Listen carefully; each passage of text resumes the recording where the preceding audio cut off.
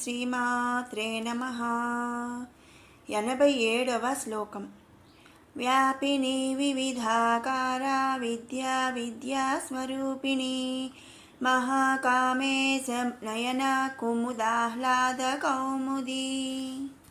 వ్యాపిని వ్యాపించి ఉన్నది. ఈ సృష్టి యందు కల ప్రాణకోటినందు సకల భూతములందు వివిధ శక్తులయందు ఆ తల్లి మొత్తం సమస్త జగమునందు కూడా వ్యాపించి ఉన్నది. కాబట్టి ఆ తల్లిని మనం వ్యాపిని అని స్తుతించుకుంటున్నాము. తర్వాత నామం వివిధాకార. వివిధ అంటే పలు రకాలు, ఆకార అంటే ఆకారములు, పలు రకములైన ఆకారములను కలిగి ఉన్నది.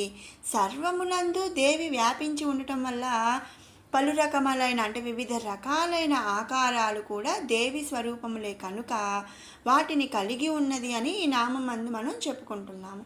అలా పలు రకాలైన అంటే వివిధ రకాలైన ఆకారాలు కలిగి ఉన్నది కాబట్టి ఆ తల్లిని వివిధాకార అని మనం స్తుతించుకుంటున్నాము.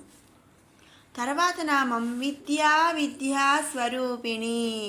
విద్య అంటే జ్ఞానము, అవిద్య అంటే అజ్ఞానము.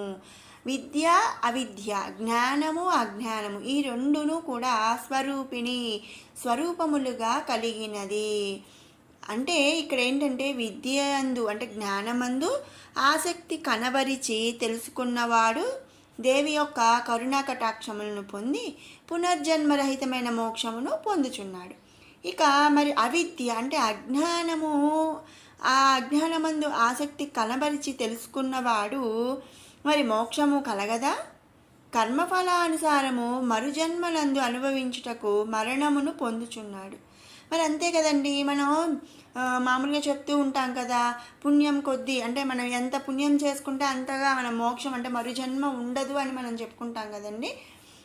అట్లా ఆ తల్లి ఏంటంటే జ్ఞానము అజ్ఞానము రెండిటికి కూడా స్వరూపములుగా కలిగి ఉన్నది.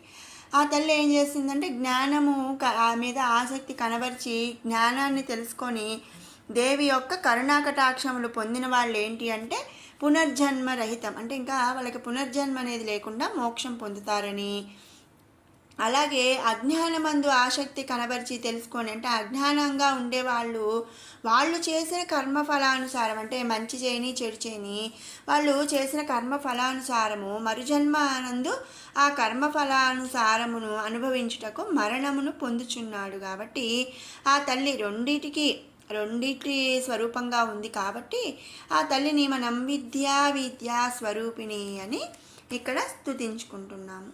తర్వాత నామ కామేశ నయన కుముదాహ్లాద కౌముది. మహాకామేశ నయన అంటే మహాకామేశ్వరునికి అంటే మహాశివుడికి పరమశివుడికి నయన కనులకు, కుముదాహ్లాద కౌముది అంటే ఆనందమును కలిగించి చల్లని వెన్నెల వంటిది. అంటే ఇక్కడ ఏంటంటే ఆ పరమశివుడికి ఎర్ర కలువల వలె ప్రకాశించు కనులు ఉంటాయి.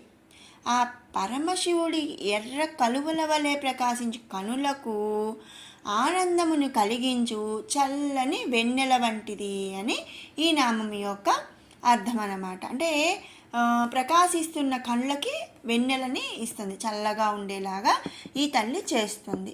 కాబట్టి ఆ తల్లిని మహాకామేశ నయన కుముదాహ్లాద కౌముది అని మనం స్తుతించుకుంటున్నాము. 88వ శ్లోకం. భక్తహార్ధతమో వేద భానుమద్భాను సంతతి శివదూతి శివారాధ్య శివమూర్తి శివంకరీ. భక్తహార్ద తమోభేద భానుమద్భాను సంతతి తన భక్తుల హృదయమునందు కల అజ్ఞానమనే చీకటిని పోగొట్టు సూర్యకిరణముల వంటిది ఆ తల్లి. అందుకనే అంటే మనం ముందు నామాల్లో చెప్పుకున్నాం కదండి, ఆ తల్లి అజ్ఞానముగా ఉండే వాళ్ళకి జ్ఞానమును కలిగించి వాళ్ళకి మోక్షాన్ని ప్రసాదిస్తుంది. కాబట్టి మరి ఇక్కడ అంటే అజ్ఞానం అంటే చీకటి, అలా తన భక్తుల హృదయమునందు గల అజ్ఞానం అనే చీకటిని ఆ తల్లి పోగొడుతుంది. మరి మనకి వెలుగునిచ్చేది, చీకటిని పోగొట్టి వెలుగునిచ్చేది సూర్యకిరణాలే కాబట్టి అలా అంటే సూర్యకిరణాలలాగా ఆ తల్లి మన తన భక్తుల హృదయమునందు కల అజ్ఞానం అనే చీకటిని పోగొడుతుంది కాబట్టి ఆ తల్లిని భక్తహార్ద తమోభేద భానుమద్భాను సంతతి అని స్తుతించుకుంటున్నాము. తర్వాత నామం శివదూతి. శివ దూతి అంటే దూత. శివుడు తనకు దూత అంటే రాయబారిగా కలిగినది. అంటే ఇక్కడ చూడండి, శివుడు కూడా ఆ తల్లికి దూతగా వ్యవహరిస్తున్నాడంట. దేవి శివతత్వముతో కొన్ని కార్యములను నిర్వర్తించును కనుక శివదూతి అని మనం ఇక్కడ స్తుతించుకుంటున్నాము. అంతేగాని శివుడు ఏదో ఆ తల్లికి రాయభారం అంటే విషయాలు చేరవేస్తాడని కాదండి. శివతత్వముతో కొన్ని కార్యాలను నిర్వర్తించును కనుక శివదూతి అని మనం ఇక్కడ స్తుతించుకుంటున్నాము. తర్వాత నామం శివారాధ్య. శివునిచే ఆరాధింపబడినది కాబట్టి ఆ తల్లిని శివారాధ్య అని మనం స్తుతించుకుంటున్నాం. తర్వాత నామం శివమూర్తి. శివుడు మూర్తిగా కలిగినది. శివస్వరూపమే తానైనట్టి దివ్యమంగళ స్వరూపమై మోక్ష ప్రధాయిని అని ఇక్కడ మనం చెప్పుకోవాలి. ఎందుకంటే ఇంతకుముందు నామాల్లో మనం చెప్పుకున్నాం కదండి, ఆ తల్లి శివశక్తి కలిగి ఉన్నది, శివస్వరూపము కలిగి ఉన్నది అని మనం చెప్పుకున్నాము.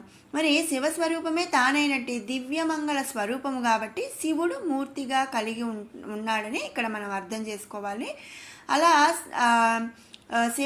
శివుడు మూర్తిగా కలిగి మోక్షాన్ని ప్రసాదిస్తుంది కాబట్టి ఆ తల్లిని శివమూర్తి అని మనం స్తుతించుకుంటున్నాము. తర్వాత నామం శివంకరి. తనను ఆశ్రయించిన భక్తులను శివునిగా చేయునట్టిది.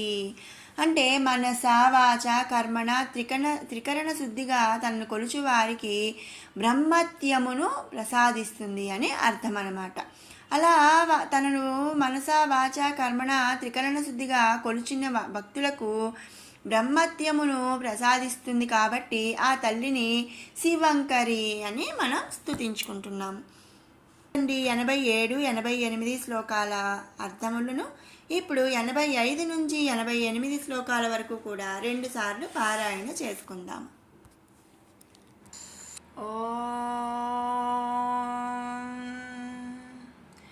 ధ్యానం అరుణాం కరుణాతరంగితాక్షీం ధృతపాశాంకుశపుష్పబాణచాపాం అణిమాధిభిరావృతాం మయూకైః అహమిత్యేవ విభావయే భవానీం. ధ్యాయేత్ పద్మాసనస్థాం వికసితవదనాం పద్మపత్రాయతాక్షీం హేమాభాం పీతవస్త్రాం కరకలితలసద్ధేమ పద్మాం వరాంగీం సర్వాలంకారయుక్తాం సకలమభయదాం భక్తనమ్రాం భవానీం శ్రీవిద్యాం శాంతమూర్తిం సకలసురనుతాం సర్వసంపత్ప్రదాత్రీం సకుంకుమవిలేపనామళికచుంబికస్తూరికాం సమందహసితేక్షణాం ససరచాపపాశాంకుశాం అశేషజనమోహినీ మరుణమాల్యభూషోజ్వలాం జపాకుసుమబాసురాం జపవిధౌ స్మరేదంబికాం. నిత్యక్లిన్నా నిరుపమా నిర్వాణసుఖదాయిని నిత్యా షోడశికారూపా శ్రీకంఠార్ధశరీరిణి ప్రభావతీ ప్రభారూపా ప్రసిద్ధా పరమేశ్వరీ మూల ప్రకృతిరవ్యక్తా వ్యక్తా వ్యక్తస్వరూపిణి వ్యాపిని వివిధాకారా విద్యా విద్యాస్వరూపిణి మహాకామేశ నయనా కుముదాహ్లాద కౌముదీ భక్తహార్దతమో భేద భానుమద్భాను సంతతి శివదూతి శివారాధ్య శివమూర్తి శివంకరీ. మరొక మారు పారాయణ చేద్దాము. నిత్యక్లిన్నా నిరుపమా నిర్వాణ సుఖదాయిని నిత్యా షోడశికారూపా శ్రీకంఠార్ధశరీరిణి ప్రభావతి ప్రభారూపా ప్రసిద్ధా పరమేశ్వరీ మూల ప్రకృతిరవ్యక్తా వ్యక్తా వ్యక్తస్వరూపిణి వ్యాపిని వివిధాకారా విద్యా విద్యాస్వరూపిణి మహాకామేశనయన కుముదాహ్లాద కౌముదీ భక్తహార్దతమో భేదా భానుమద్భాను సంతతి శివదూతి శివారాధ్య శివమూర్తి శివంకరీ. ఓం శ్రీమాత్రే నమః.